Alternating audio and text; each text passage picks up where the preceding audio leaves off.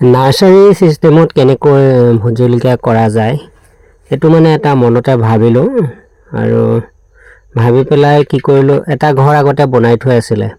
সেই ঘৰতে ভাবিলোঁ যে আজি মাটিটোত দি দিলে মানে কি হয়, মাটিটো অলপ অসুবিধাও হয়। তাৰপিছতে মই ভাবিলোঁ নহয়, এবাৰ মই কি বস্তাত, চিমেণ্টৰ বস্তাত ভৰাই পেলাই তাতে মাটি গোবৰ দি পেলাই মই ৰেডি কৰি পেলাই তেনেকৈ পুলিটো লগাম বুলি মই ভাবিলোঁ। কিন্তু আগে পিছে ভোট জলকীয়া খেতি কৰা নাই, এবাৰ মোৰ প্ৰথম। আৰু মই ইউটিউবতো দেখা পাইছিলোঁ ভোট জলকীয়া খেতি কৰা। তাৰপিছতে কেনেধৰণে কৰে মনতে ভাবি তাৰপিছত বোলো নাই, মাটি গোবৰ এইবিলাক মিক্স কৰি পেলাই ৰেডি কৰি ল'লোঁ। হোৱাৰ পাছত মই জলকীয়া পুলি পচোৱা নাছিলোঁ, কিন্তু হঠাতে মোৰ মনলৈ আহিল কৰিম বুলি। মই তেতিয়া বোলো ঠিকে আছে, ইফালে সিফালে খবৰ কৰিলোঁ। খবৰ কৰোঁতে এজেগাত পালোঁগৈ। তাৰপিছতে তাৰপৰা ভোট জলকীয়াটো আনোতে মোক 7 টকাকৈ পৰিলে। মানে অলপ দূৰৰ পৰা অনা হ'ল, মিছাৰ পৰা আনিলোঁগৈ।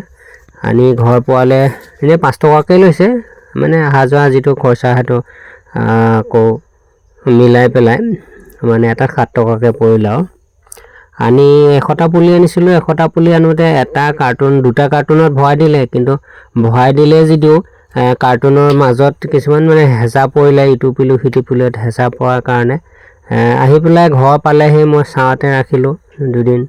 ৰখাৰ পাছতে মই পুলিখিনি যেতিয়া লগাই দিলোঁ, লগাই দিয়াৰ পিছত ক্ৰমান্বয়ে লাহে লাহে 10-15 দিনৰ পাছত কিছু পুলি মানে মৰি গ'ল। তাৰমানে মই ভাবিলোঁ এইখিনি কষ্ট পালে চাগে, কষ্ট পোৱাৰ কাৰণে মৰি গ'ল। আৰু সেইটোৱে হয় যে কষ্ট পোৱাৰ কাৰণে পুলিখিনি মৰি গ'ল। যদি ঘৰতে পচাই পেলাই খেতিটো কৰিব পাৰিলে তেতিয়া ধৰক কষ্ট নাপায় পুলিতে, আৰু তাৰ জোৰটো বেছি থাকে। তথাপিতো পুলিখিনি লগাই থ'লোঁ। এতিয়া 50টামান পুলি আছে। এতিয়া গোবৰ আৰু মাটি দি যেতিয়া প্ৰথমতে দিলোঁ, এতিয়া মাজে মাজে পানী দি থাকোঁ। আজি মানে কি হ'ল,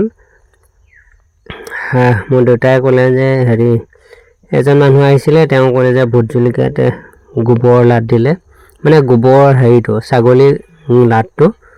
ছাগলীৰ লাট দিলে বোলে ভোট জলকীয়াৰ কাৰণে বৰ উপযোগী।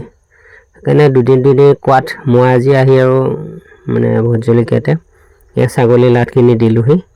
আৰু তাকে মই আপোনালোকক এটা ভিডিঅ' কৰি দেখুৱাইছোঁ, চাই থাকিব। আৰু যদি আপুনি চেনেলটো যদি প্ৰথম চাইছে তেনেহ'লে লাইক কৰিব, কমেণ্টছ কৰিব আৰু ছাবস্ক্ৰাইব কৰি দিব। ধন্যবাদ।